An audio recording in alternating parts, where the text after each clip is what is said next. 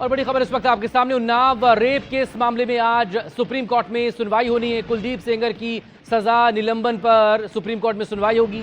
CBI ने Delhi high court के आदेश को चुनौती दी है।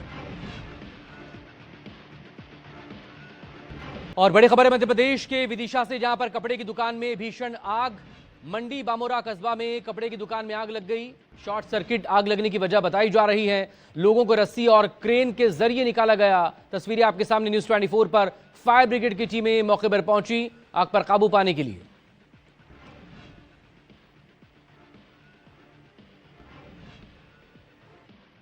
तेजस 24 में खबर हरियाणा के नूह से, जहां पर बदमाशों ने एक ज्वेलरी शॉप से करोड़ों रुपए का सोना चांदी साफ कर दिया।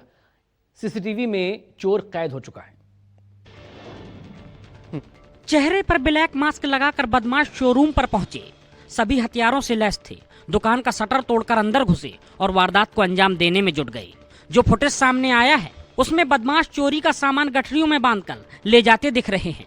इस वारदात की जानकारी दुकान मालिक को सुबह मिली, जिसके बाद पूरे कस्बे में हड़कंप मच गया। सूचना मिलते ही पुलिस भी मौके पर पहुंची और अपने स्तर पर छानबीन शुरू कर दी। दुकान मालिक के मुताबिक चोरों ने करीब 1 करोड़ के सोना चांदी पर हाथ साफ किया है।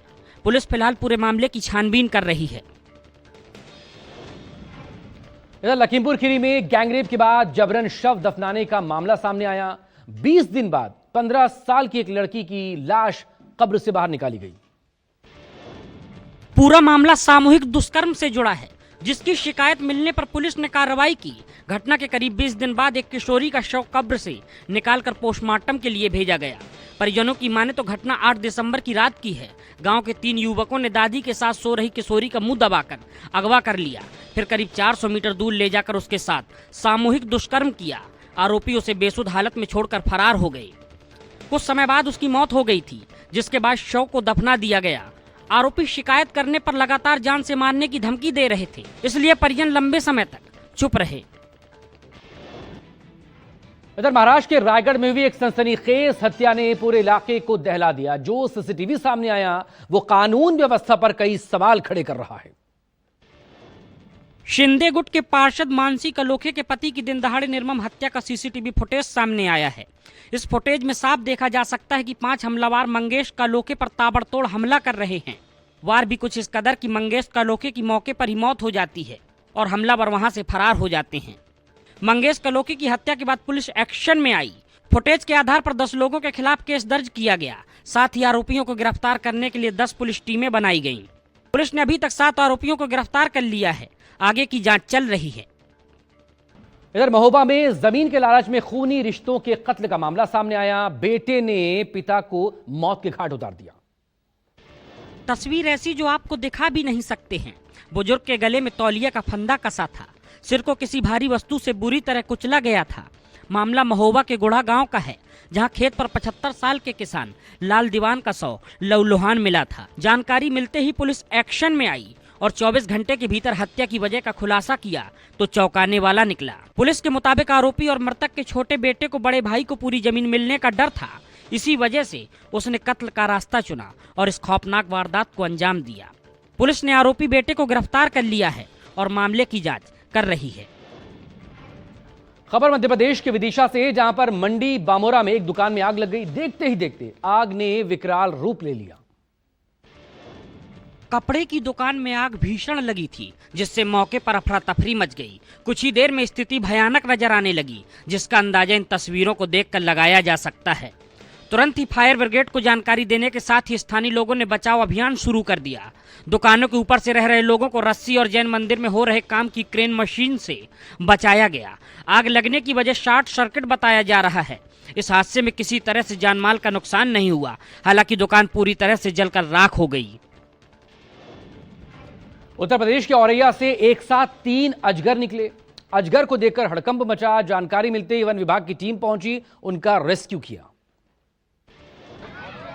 मौके पर पहुंचने के बाद वन विभाग की टीम ने रेस्क्यू अभियान शुरू कर दिया। बमूरी गांव में एक साथ निकले 3 अजगर को देखकर लोगों में दहशत जरूर थी, लेकिन रेस्क्यू ऑपरेशन को देखने के लिए लोगों की भीड़ जमा हो गई। वन विभाग के सामने 8 से 10 फीट लंबी 2 मादा अजगर और एक 5 फीट लंबे अजगर को सुरक्षित रेस्क्यू करने की चुनौती थी। 2 घंटे की कड़ी मशक्कत के बाद टीम को कामयाबी मिली और तीनों अजगर को सेंगुर नदी किनारे जंगल में छोड़ दिया गया।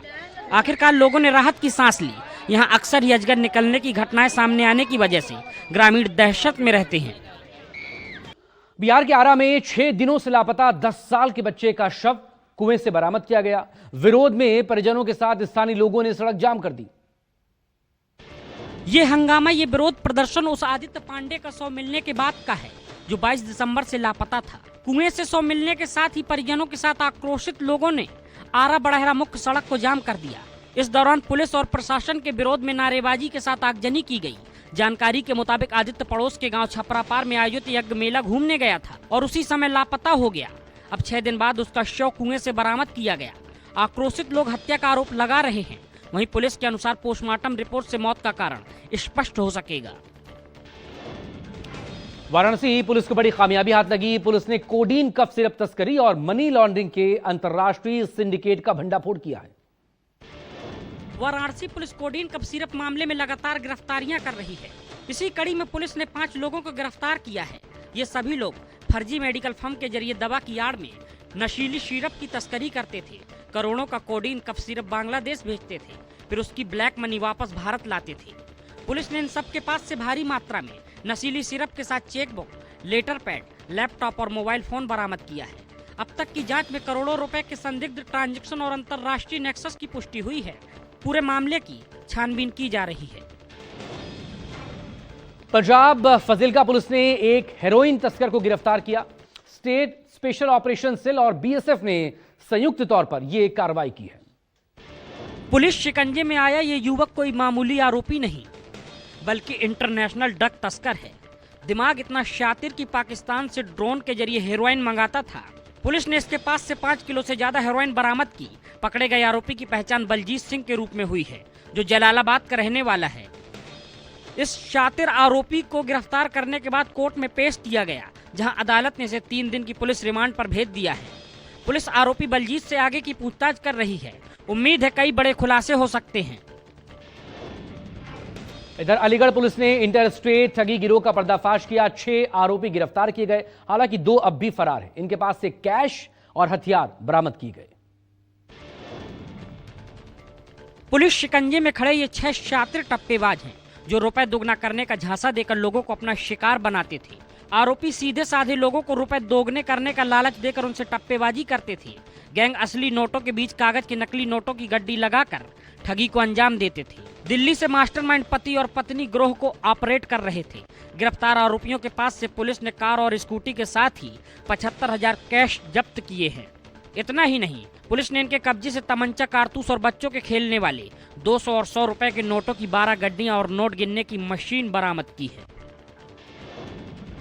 इधर फिरोजाबाद से अपहृत बच्चा सकुशल बरामद किया गया। जीआरपी और आरपीएफ ने खुर्जा से 4 आरोपियों को गिरफ्तार कर लिया। पति और पत्नी समेत पुलिस गिरफ्त में खड़े ये वही 4 आरोपी हैं जिन्होंने 1 साल के मासूम का अपहरण किया था। 27 दिसंबर की रात को इन चारों ने फिरोजाबाद रेलवे स्टेशन से मासूम का अपहरण किया। जानकारी मिलते ही पुलिस तुरंत एक्शन में आई। आसपास के सीसीटीवी खंगालने शुरू किए। स्पेशल टीम भी गठित की गई और महज 24 घंटे के भीतर बच्चे को सकुशल बरामद कर लिया गया। आरोपी बच्चे को दिल्ली में बेचने की फिराक में थे। फिलहाल पुलिस आरोपियों से पूछताछ कर रही है, साथ ही उनके आपराधिक रिकॉर्ड भी खंगाले जा रहे हैं।